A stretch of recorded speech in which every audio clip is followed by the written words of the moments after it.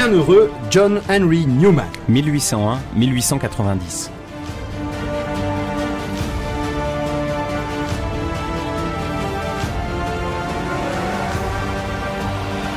Revenant de son voyage en Angleterre où il a notamment célébré la béatification du cardinal John Henry Newman, au départ anglican puis converti au catholicisme en 1845 à l'âge de 44 ans, le pape, notre pape émérite Benoît XVI a dit « Le bienheureux John Henry Newman, dont la figure et les écrits conservent encore une actualité extraordinaire, mérite d'être connu de tous.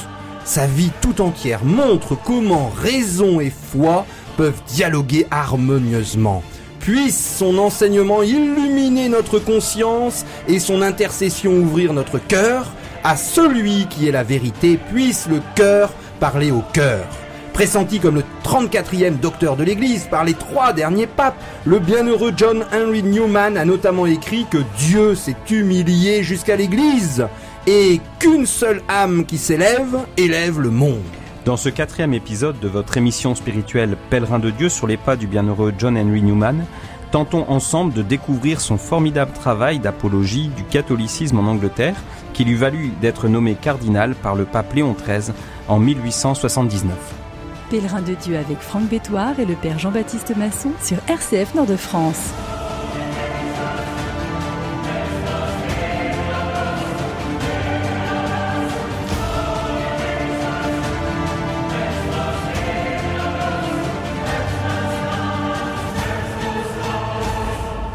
Nous sommes en Angleterre au 19e siècle, dans cette grande nation qui va dominer l'ensemble de la planète avec toutes ses colonies. À la fin du 19e siècle, au début, en 1914, au début de la Première Guerre mondiale, l'empire colonial anglais domine l'ensemble des mers de la planète. Et à l'intérieur de cet grand empire, à l'intérieur de l'Angleterre, une petite minorité obscure et méprisée que les historiens situent à entre 1 à 2% de la population. Ce sont les catholiques.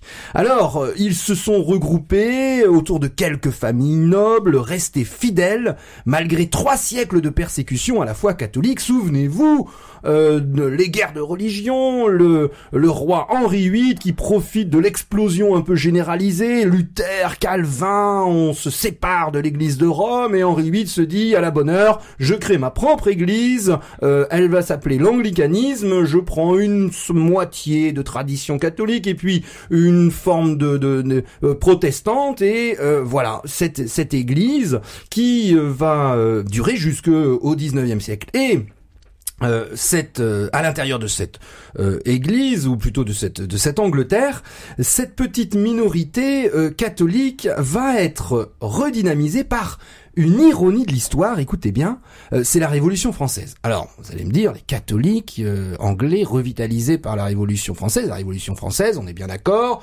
c'est la déchristianisation, notamment sous la Terreur, enfin dès 1790, l'Église catholique doit faire face à une persécution à grande échelle. Eh bien, justement, plusieurs milliers de prêtres français se réfugient alors en Angleterre et les Anglais vont être choqués par ce qui se passe dans l'antichristianisme de la révolution, d'une partie des révolutionnaires français, et ce qui va susciter une vague de sympathie à l'égard de ces prêtres. Et en même temps, dans les années 1830, plus généralement, on a une sorte d'avancée de la démocratie dans la Constitution, et on va appeler ça le mouvement d'émancipation des catholiques, parce que un petit peu comme au Moyen-Âge ou bien alors dans les civilisations comme l'islam, il y avait 2 statuts en fonction de la religion. Si vous étiez anglican, eh bien vous aviez tous les droits civils, mariage, vous pouvez accéder aux fonctions publiques ou à l'armée, mais si vous étiez catholique, tout était fermé. Or là, on a de plus en plus, pendant ce moment où Newman vit et se convertit, il va avoir un rôle majeur dans cette éclosion du catholicisme en Angleterre, les catholiques anglais sont de mieux en mieux perçus ou en tout cas moins discriminés. Et dernier point, c'est que ces catholiques qui sont déjà peu nombreux vont notablement augmenté. On pense qu'il passe entre 1760 et 1850 de 80 000 à 750 000. Mais là, il va y avoir les vieux catholiques qui ont résisté depuis 300 ans et l'arrivée des catholiques irlandais, analphabètes, dans un dénuement terrible. C'est la grande famine en Irlande. Donc on a des catholiques entre eux d'une très grande diversité. Et puis des convertis dans le sillage, des convertis anglicans dans le sillage du mouvement d'Oxford. Sachant que chez les catholiques, il y a aussi une peur de toute visibilité, une grande timidité intellectuelle, et puis un cléricalisme très marqué, on va en parler, une sorte de grande séparation avec les clercs tout en haut et puis les laïcs tout en bas. Alors donc dans cette église qui est un peu l'Arche de Noé avec toute sa diversité qui se reconstitue avec difficulté, Newman peut jouer un rôle très important, mais il va être comme éteint par ses méfiances, ses réticences de la part aussi de cette nouvelle hiérarchie catholique qui a été reconstituée et qui se méfie, qui a une espèce de suspicion d'hérésie, notamment son essai sur le développement de la doctrine est mal compris, donc il doit être traduit. Et puis le pape, pour protéger Newman et lui donner une certaine autorité, lui confère le grade de docteur honoris causa, donc en 1850. Et puis il y a un épisode très fort de défense où Newman prend la plume. Donc c'est un excellent polémiste, hein. Newman, il a une plume très aiguisée. Et alors il y avait un prêtre Achilli, un ancien prêtre qui est arrivé, qui s'était établi en Angleterre, donc dans ces années 1850, et qui utilisait tous les ressorts de la culture anglaise anti-romaine, où le pape était vu comme l'antéchrist, etc., pour critiquer l'Église catholique comme étant obscurantiste et en étant donc un repère de vice. Et donc Newman prend la défense de l'Église catholique contre ce prêtre Achilli. Et il met à jour aussi que les motivations de ce prêtre étaient un peu elles-mêmes obscures, puisque ce prêtre était en réalité un ancien dominicain qui avait été mis à pied non pas pour des questions de doctrine, mais parce qu'il avait eu des difficultés avec des relations, des problèmes moraux avec des femmes. Et donc il dévoile ça, et donc en expliquant la situation de ce prêtre à Rome. Et en Angleterre, alors on est à l'époque, on est en 1851, donc les communications ne sont pas ce qu'elles sont aujourd'hui. Eh bien, c'est impossible à vérifier, et donc Achilli intente un procès à Newman, donc un procès qui met Newman en grande difficulté puisqu'il est menacé de prison, et donc Newman va devoir se mobiliser pour organiser sa défense, et le système judiciaire anglais est tout acquis à la cause d'Achilli. Et donc malgré la défense et Newman qui apporte des preuves de ce qu'il dit, eh bien il va être condamné. Alors pour Newman, ça va être tout à fait ruineux, puisque pour organiser sa défense, il doit faire venir des témoins, les faire venir de Rome, les loger à Londres à ses frais. Le procès traîne, toute la machine judiciaire est contre Newman, donc il a beaucoup de mal à se faire entendre. Et finalement, même s'il a apporté les preuves de ce qu'il disait, donc il n'y avait pas de diffamation, mais que il avait effectivement parlé sur des faits, eh bien Newman est condamné à une amende assez importante, ce qui provoque, alors pour le coup là on voit aussi quand même les Anglais qui sauvent la face en quelque sorte, puisque la justice s'est déshonorée. Eh bien le Times prend la défense de Newman, et pour couvrir les frais, une souscription est lancée qui rapporte largement de quoi couvrir les frais du procès. Mais donc c'est une situation dont Newman en sort aussi abattu, puisque il a été vraiment traîné dans la boue par ce procès Achilli. Alors John Henry Newman, qui a refondé l'oratoire, lui-même oratoire fondé au XVIe siècle par saint Philippe Néri, c'était le sujet de notre 3e émission, juste après sa conversion au catholicisme. Et John Henry Newman va être, donc il s'est installé à Birmingham, et il va être appelé en Irlande pour le projet de l'ouverture d'une université catholique d'Irlande. Et c'est le futur, l'archevêque de Dublin, Paul Monseigneur Cullen qui l'appelle et qui lui dit voilà, il faut qu'on fonde cette université catholique. Alors c'est tout à fait intéressant pour comprendre la personnalité de Newman, qui est un éducateur dans l'âme. Il déplore la pauvreté de l'éducation catholique, anglaise, tant laïque que cléricale, et qui est selon lui la conséquence de la Révolution française qui a fermé presque partout en Europe les anciennes universités et avait détruit donc les écoles de théologie.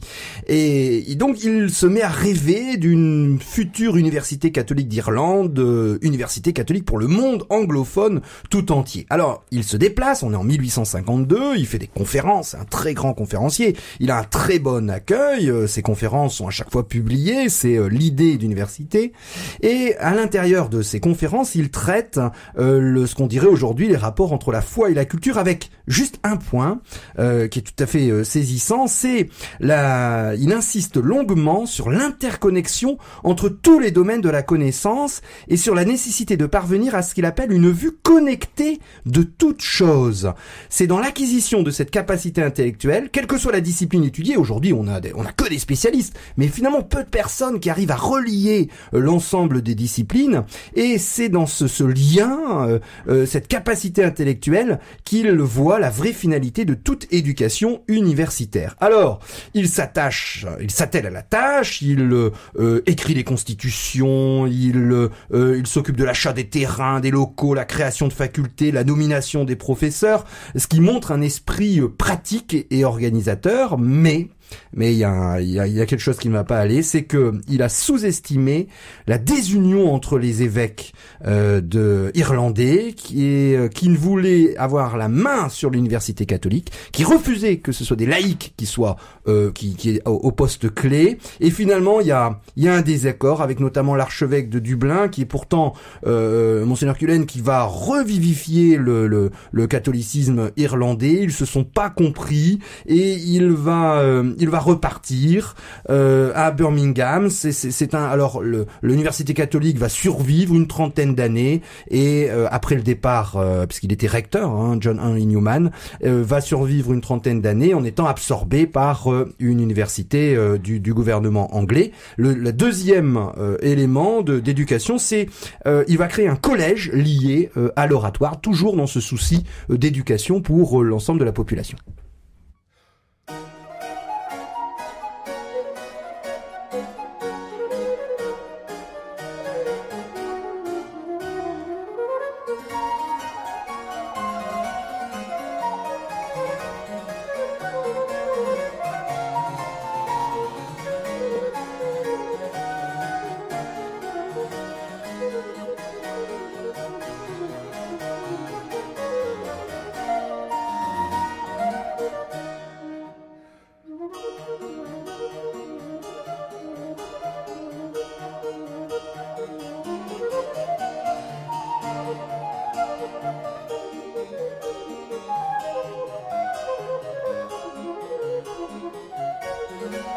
Pèlerin de Dieu sur RCF Nord-de-France.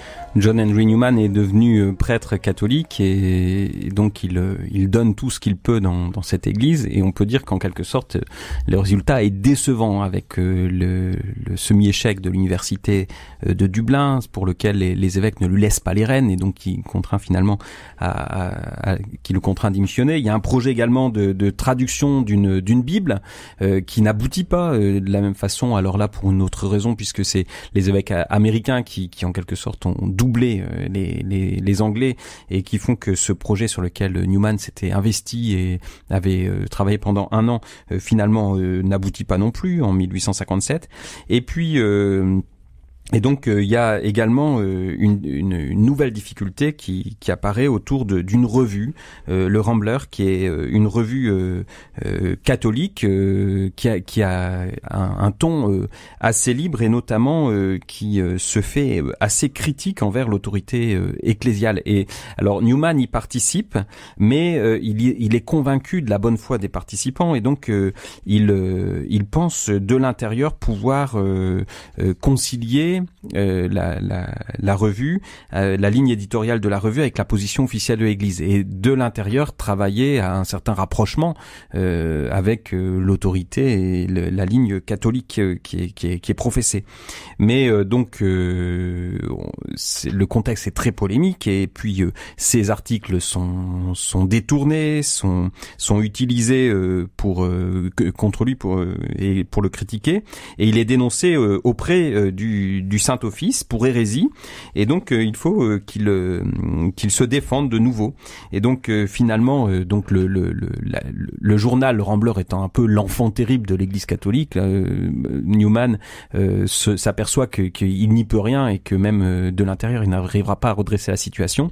Donc il finit par démissionner de ce journal en 1864. Et donc on peut dire que dans tout ce qu'il vit dans l'Église catholique depuis son entrée, en quelque sorte c'est difficile. Et alors ses amis anglicans lui proposent plusieurs fois de revenir dans l'Église d'Angleterre en disant voilà, tu n'arrives à rien. Mais Newman se sent profondément catholique, et pour lui sa conversion et son passage à l'Église catholique n'est pas du tout par défaut, et donc reste un choix profond, voilà. Mais donc par la suite, on arrive dans les années 60, les attaques se font de plus en plus fortes, et on a l'impression qu'en quelque sorte le lion s'est endormi, mais le lion va bientôt se réveiller. Alors il y a un grand historien, un anglican, un romancier populaire, Kingsley, qui attaque l'honneur de Newman en disant que de toute façon il ne respecte pas la vérité, et puis on l'accuse d'avoir trahi l'anglicanisme. Et là il répond d'abord par des lettres, et il va répondre par une sorte d'autobiographie absolument magnifique, l'Apologia Pro Vita Sua, ou Histoire de mes opinions religieuses. C'est les confessions de Saint Augustin. Alors je lis simplement son pourquoi, comment il a voulu écrire. Ce qu'il a voulu dire: il faut, me dis-je, que je donne la véritable explication de toute ma vie. Il faut que je montre ce que je suis pour qu'on voie ce que je ne suis pas, et que le fantôme qui bredouille à ma place puisse être exterminé. Je veux que l'on connaisse en moi l'homme vivant, et non pas un épouvantail vêtu de mes habits. Je veux vaincre, non pas mon accusateur mais mes juges. Je ferai dans un tableau aussi poussé que possible l'histoire de mes états d'esprit successifs. Et là, en 7 semaines, au prix d'un effort surhumain, il passait jusqu'à 16 heures d'affilée par jour, et une fois même 22 heures debout devant son pupitre à écrire. Il va raconter tout son cheminement intérieur, et alors là, ça va être un succès extraordinaire, immédiat et durable, qui vont lui permettre de revenir sur la scène catholique. Alors l'Apologia, c'est vraiment l'œuvre qu'on conseille de lire pour ceux qui veulent découvrir Newman par ses propres écrits, et dans laquelle il raconte effectivement toute sa vie depuis son enfance, et il montre en quelque sorte cette cohésion, comment en fait la grâce de Dieu l'a travaillé un petit peu à la manière de Saint Augustin avec ses confessions au IVe siècle. Et bien l'Apologia, c'est en quelque sorte l'équivalent du 19e, où on entre vraiment dans l'âme de Newman. Alors ensuite il y a un autre événement qui va, alors cette Apologia va lui rendre en quelque sorte l'affection des Anglais qui vont se précipiter. Donc les cahiers sont produits semaine après semaine, et c'est un véritable succès. Donc tout le monde se rue sur ce grand succès d'édition de l'époque, et donc il retrouve en quelque sorte, il sort vainqueur de ce combat, et il retrouve l'affection et la popularité qui ont été la sienne dans ces années d'Oxford. Et alors un autre événement va aussi le faire sortir encore plus de l'ombre, c'est l'affaire du Concile Vatican I, avec la déclaration d'infaillibilité pontificale, donc qui provoque une réaction très vive en Angleterre et en Allemagne, où finalement Gladstone et en Angleterre, le Premier ministre, et puis Bismarck en Allemagne déclarent que puisque les catholiques doivent une obéissance sans sans faille au pape sans conscience, mais ils peuvent pas être véritablement sujets de Sa Majesté en Angleterre ou citoyens de l'Allemagne. Et donc il y a vraiment cette contestation très forte où les catholiques sont attaqués d'une façon acharnée par les gouvernements, et en particulier en Angleterre par le gouvernement de Gladstone, qui dit qu'on peut pas être catholique et bon sujet de Sa Majesté. Et la réponse de Newman, ça va être une lettre au duc de Norfolk, donc c'est-à-dire un des participants de l'Assemblée catholique, un des rares membres catholiques de la Chambre des Pairs, et donc il choisit d'éviter l'attaque directe contre le gouvernement, mais il déploie cette compréhension catholique de la conscience qui va être fondamentale pour notamment qui va inspirer le Concile Vatican II sur ce point-là précisément. Et donc, où il montre que, en fait, l'articulation profonde qu'il y a entre le magistère du pape et la conscience. En quelque sorte, donc son propos, c'est d'expliquer comment la conscience permet de donner une orientation générale sur les grands principes, les idées, et puis comment le pape donne cette orientation générale, et la conscience permet la mise en œuvre concrète et pratique, et donc que sans la conscience, on peut pas être catholique, et que le pape s'adresse toujours à la conscience, donc c'est le Christ qui nous parle par une voie extérieure, celle de l'autorité du pape, et par une voie intérieure, celle de la conscience, et que en conscience, les catholiques sont toujours tenus d'écouter cette voix intérieure, c'est elle qui leur permet d'agir concrètement.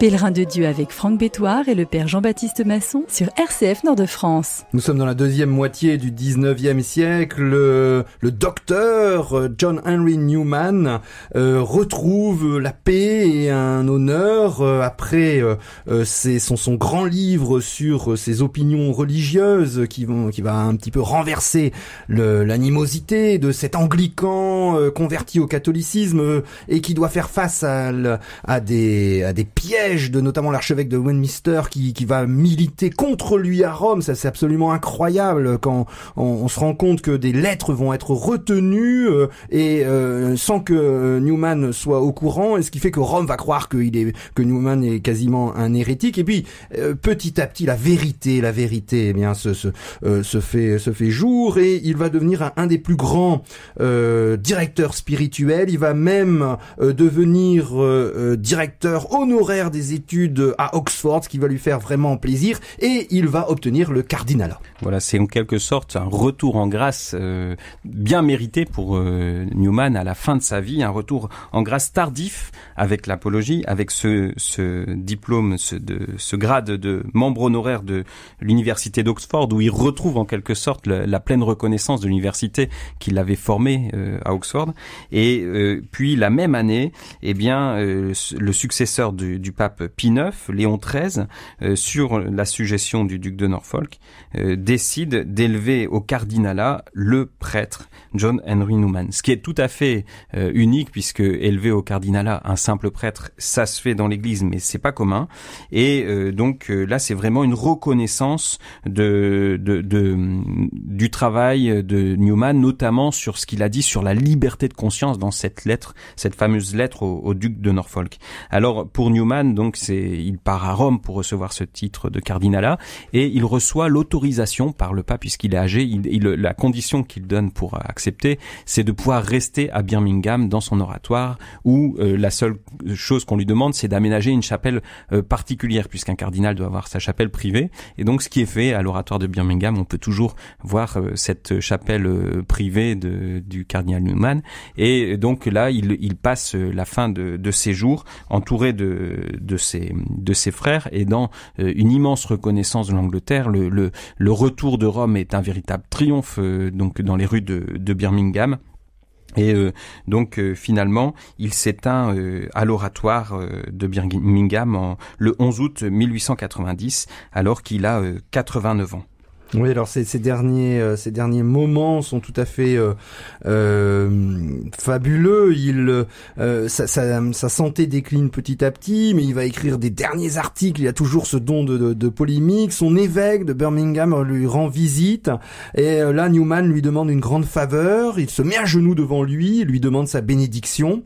Et alors qu'il accompagnait son visiteur à la porte, Newman lui dit: j'ai passé ma vie enfermé chez moi, alors que vous avez livré bataille pour l'Église dans le monde. Racontant plus tard la scène, l'évêque, bouleversé, déclara qu'il s'était senti anéanti en sa présence et s'exclama: il y a dans cet homme un saint.